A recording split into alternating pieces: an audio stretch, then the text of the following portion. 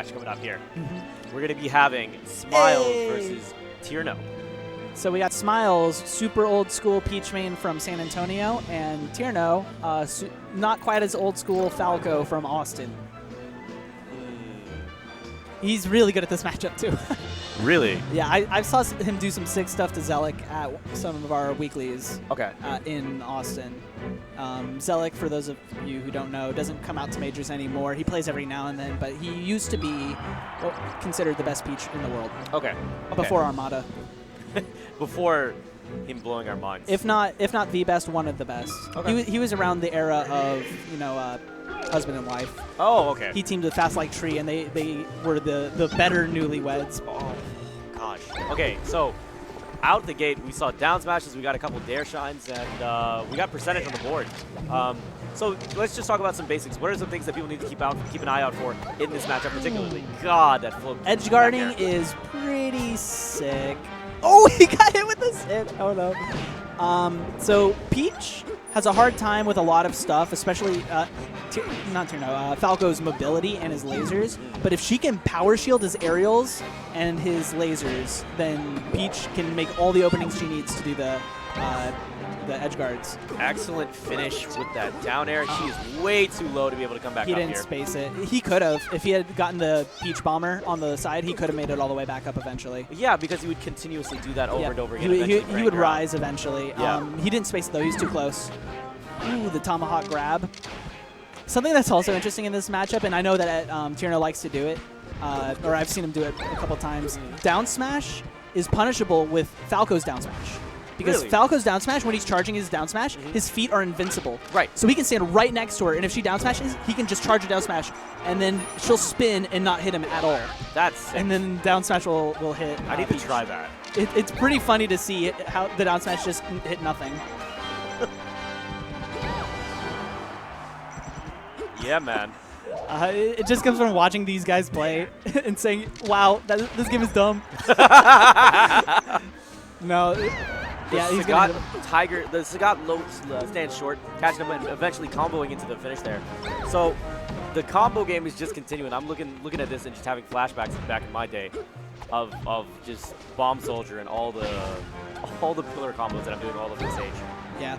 Done. Tirno's really Rip. good at abusing characters' inability to travel very quickly in the air.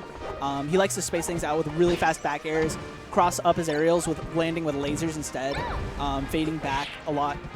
Tirno is the Falco, yes. Yes, Tirno is the Falco, Smiles is the Peach. Ooh, good laser reset to jab. He tried to force him to stand up. He got him to the next platform, but didn't do it confident. Yeah, he hit, went pretty high off of that jab. He probably could have closed out with a jab back air. That's not going to kill. Not on Fountain. No. Ooh, if he caught that? Trying to bait him into doing something out of shield. Game one. This is game one, so yeah. He's trying to keep it safe with those auto cancel back airs. He's trying to bait a reaction out of Smiles, and Smiles is just keeping it safe. He's not giving up. Oh, nice. Quick full cancel in the air into the forward air. So the combo game Falco has on Peach is really brutal, but what Smiles needs is to just get him off the stage. Just get him off the stage. You can sneeze on Falco off stage and he'll die. Yeah, absolutely. I mean, with that lackluster recovery that this guy has, the metal legs will weigh him down into the Shadow Realm. I was actually just about to say, I hope he doesn't take him to Dreamland. Oh. It's just in my experience, especially in this matchup, taking Tirno to Dreamland is just not a good idea. Why is that? His laser game, especially across the platforms, is just so good. You feel like you imagine Falco lasering a whole bunch, and it's him like running away doing the fade back lasers. But with Tirno, it's wave landing on the platforms, coming down with a bear, full hopping back up to the top platform, wave landing back, and then lasering, and then you're just like, where did that laser come from?